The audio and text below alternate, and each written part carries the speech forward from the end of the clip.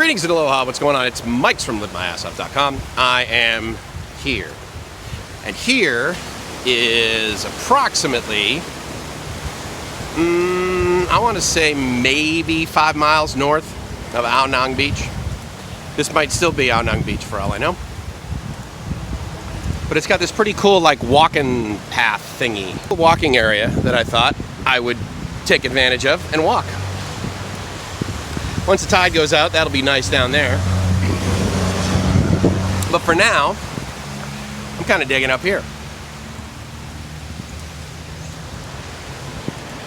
Pretty much everybody I walk by is not wearing a mask.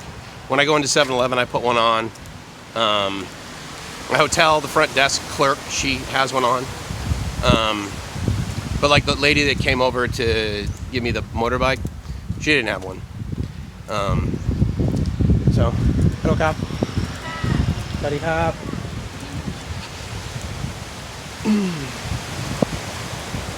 That's all I know how to say. That and maybe 4 other things, if that. But I haven't done, well, the majority of the time I'm down here actually will be the origination of sort of some walk and talk videos. And as well as the listening to that, which is just awesome. It's definitely a similar vibe here similar in vibe to Phuket, meaning that the majority of the economy is fueled by tourism, foreign tourism. Right now, the only tourism is basically Thai people and the occasional gringo, but pretty rare actually. So they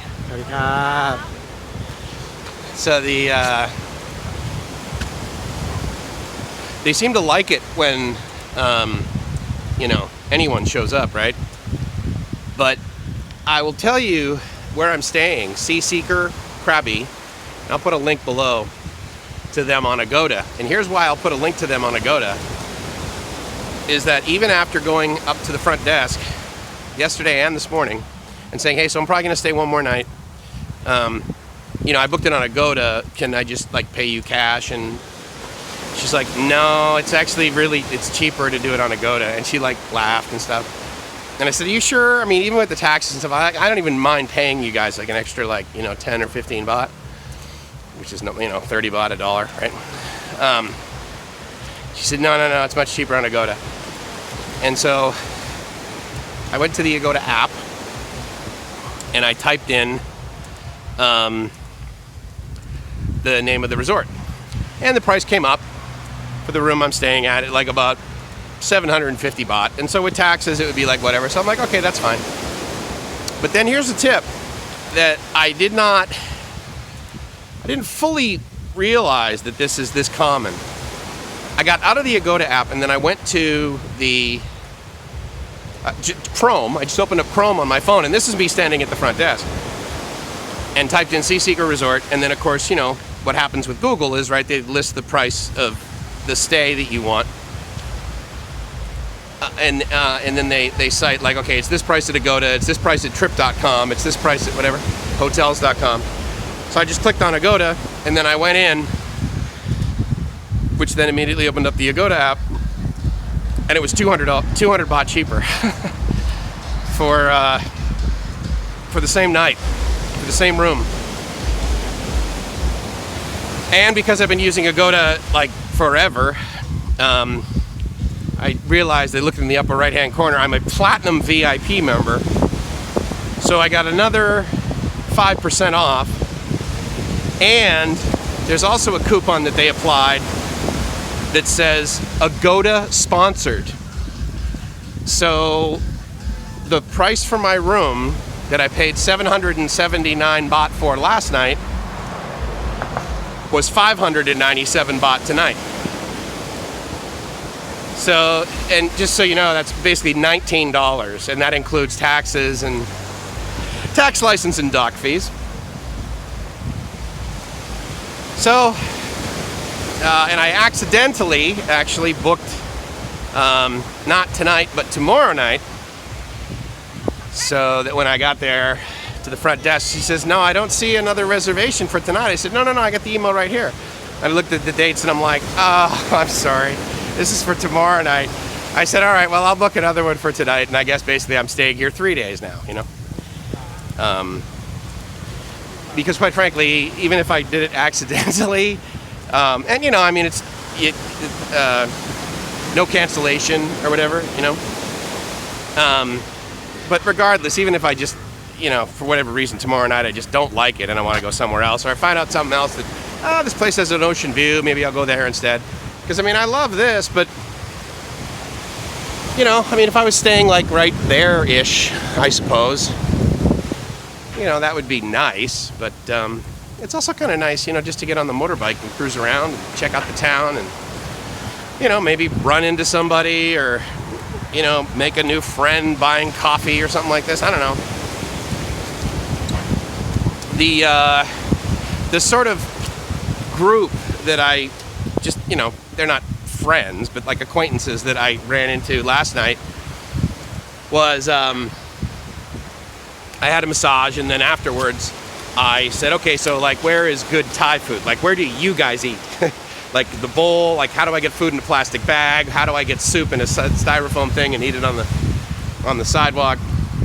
And the good news is that they weren't like, oh, you should definitely go to Red Lobster, you know, or something like that. Go to Burger King. They said, oh, no, right here. And they were like pointing to the wall. And I'm like, okay, so like right around the corner here? And she goes, yeah, come. So she like just takes me outside. I go down this little alley, like about 10 or 15 meters. And there's one other guy there. He's also American.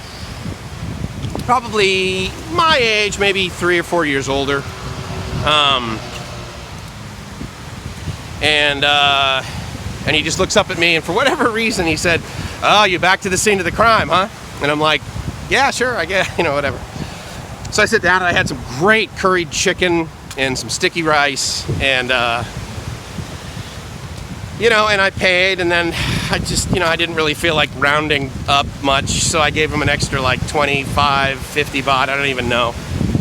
And, so the waitress, you know, a lot of times you go to these places, right, and they'll be sort of the older people will be like the owner, for example, or the chef. And then many times the younger people working there will either be the daughter or the son or something like that. And they'll be the waitresses and everything. So anyway, so as is common, the waitress was their daughter. And so I said, you know, check bin, crap, at the end of the thing.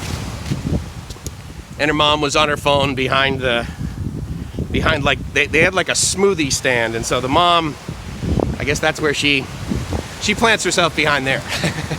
And she made me an amazing watermelon shake, which was 50 baht, phenomenal. And so anyway, so the daughter came over and I gave her, and she's, you know, she wanted to like give me my money back. And I said, no, it's a tip.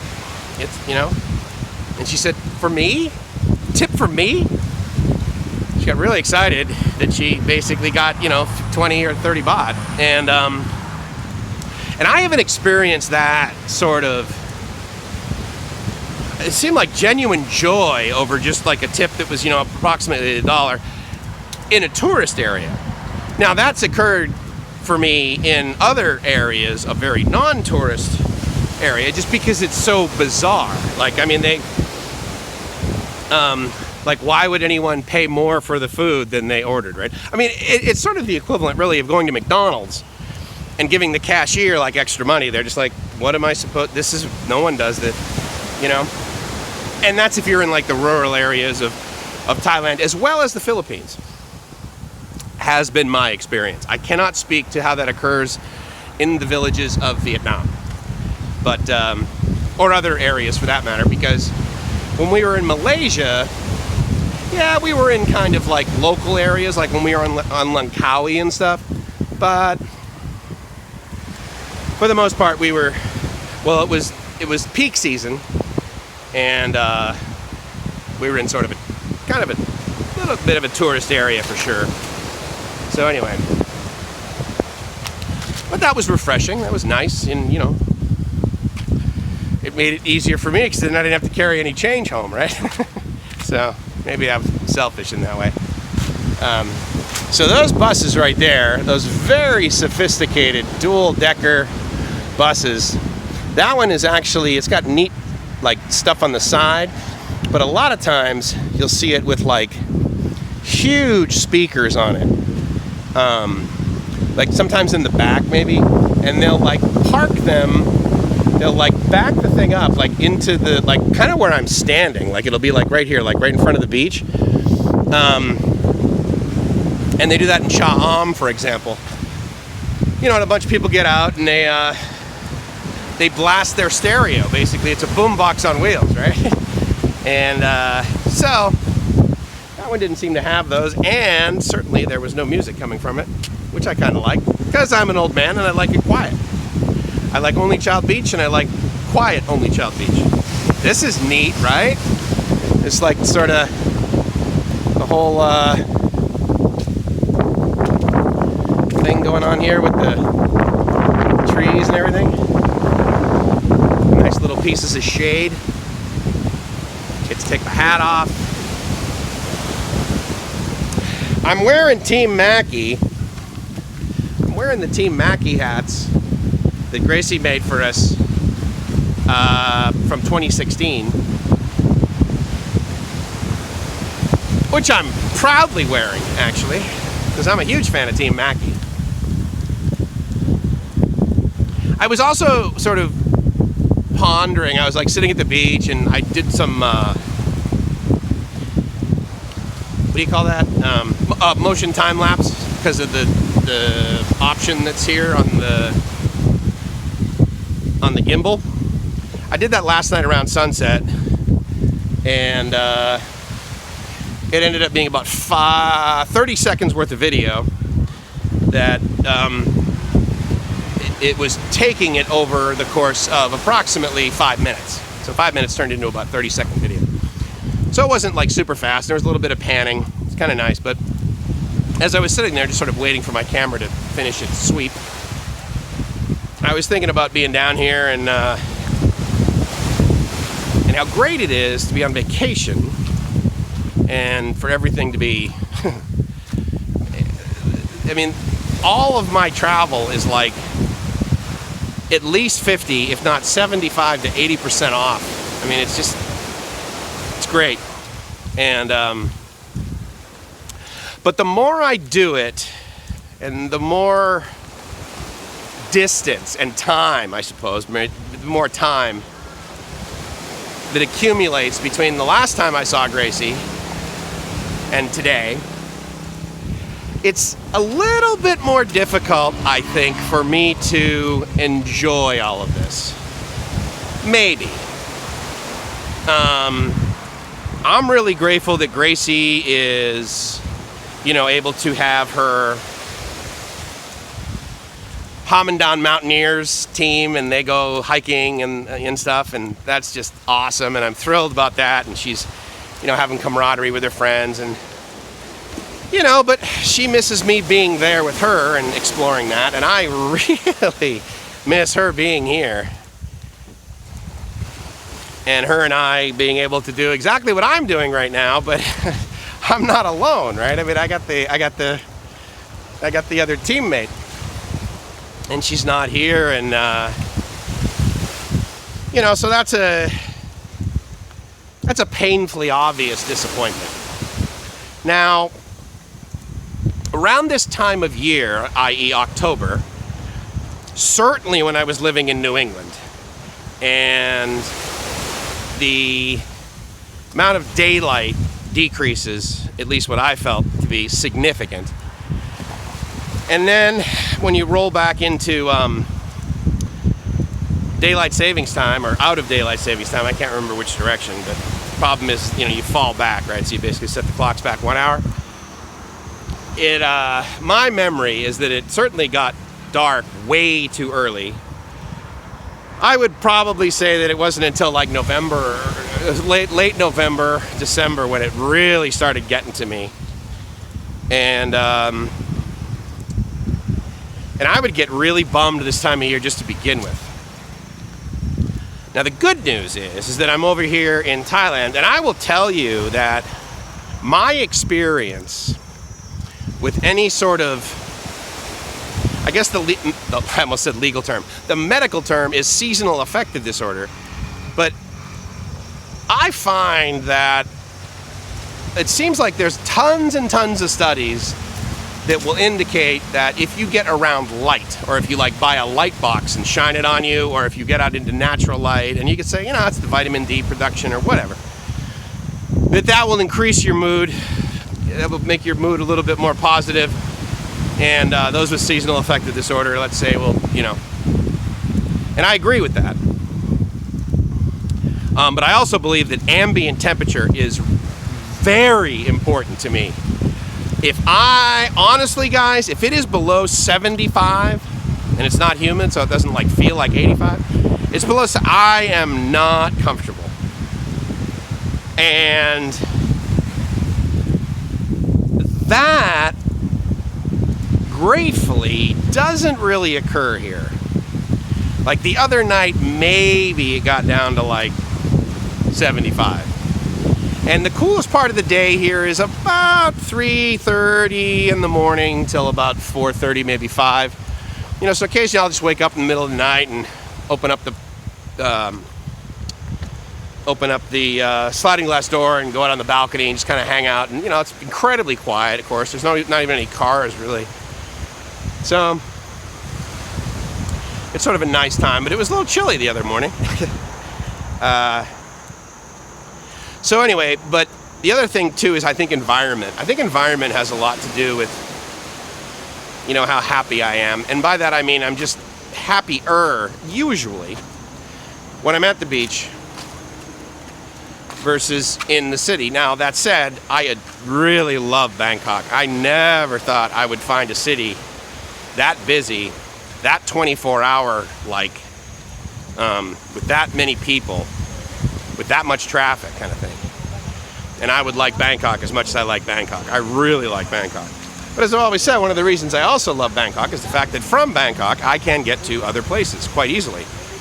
And, you know, getting down here to Krabi and this beach, you know, the plane ride was only about an hour and 15 minutes. And we left early, we got here early, and the flight took less time than scheduled because of a number of factors, not the least of which you could just say is, well, yes, it's COVID. That's what happens. There's less humans on the plane. There's more people showing up early. There's, you know, whatever. And so that was great. And then about an hour minivan ride. It took me about an hour on the BTS and the ARL to get from my condo, from the minute I closed my door, all the way to Suvarnabhumi. And then from, you know, I had to wait for the plane, of course. And then got on, took off, came down here, and then from the airport here, I took a minivan over here to Ao Nang. And that was probably about an hour too, but, you know, I mean, I didn't leave the house till, I don't know, probably like 10 in the morning, and by 2:30 in the afternoon, I mean, this was what I was doing. So it's a good gig, as they say. So that was just some stuff that was on my mind as I'm walking down here along the beach, and so I thought I would share that with you guys, along with the views of this beach.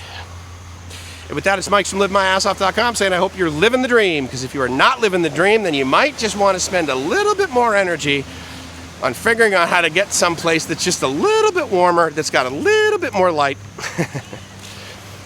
and become grateful over the fact that you can do that. Because I bet you can. There are imperfections along the way, for sure, but I gotta tell you, it certainly helps me. And I hope you guys have an amazing day. Ciao.